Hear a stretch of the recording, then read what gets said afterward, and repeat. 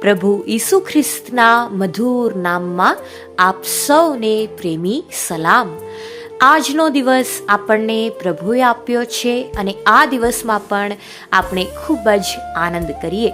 મિત્રો, આજે આપણે હિબ્રુઓને પત્ર 11મો અધ્યાય તેમાંથી 6ઠી કલમ સાંભળીએ.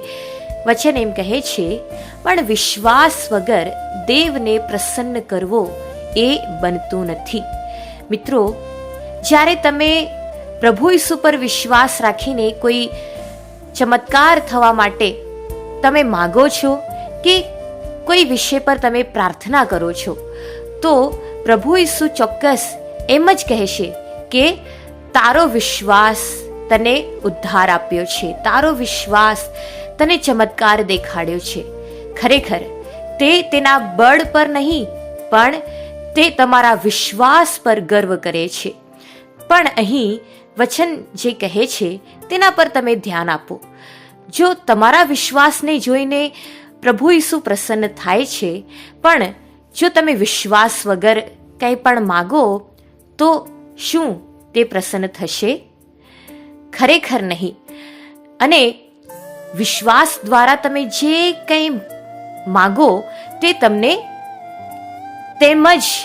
તે જ પ્રમાણે જ આપવામાં આવશે જેમ તમે વિશ્વાસથી માગો છો.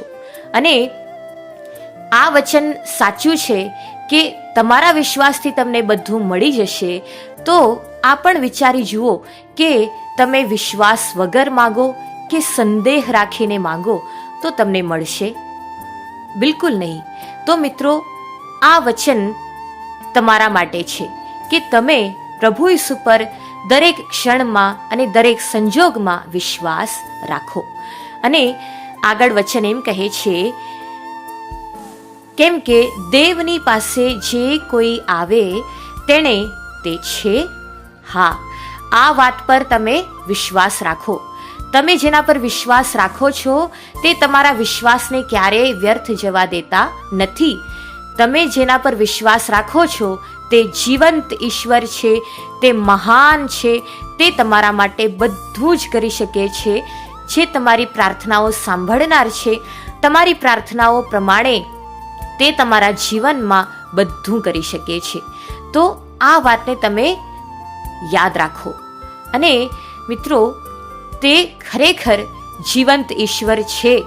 તે આજે પણ છે અને ગઈકાલે પણ હતા અને આવનારા દિવસોમાં પણ અને ભવિષ્યમાં પણ તે એવા ને એવા જ છે. તો આ વાત પર તમે વિશ્વાસ રાખો.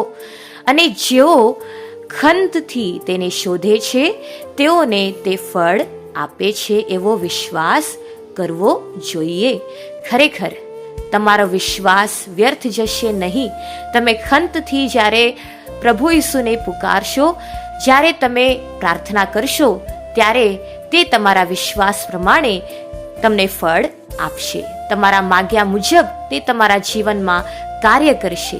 તે મહાન કૃત્યો કરનાર છે.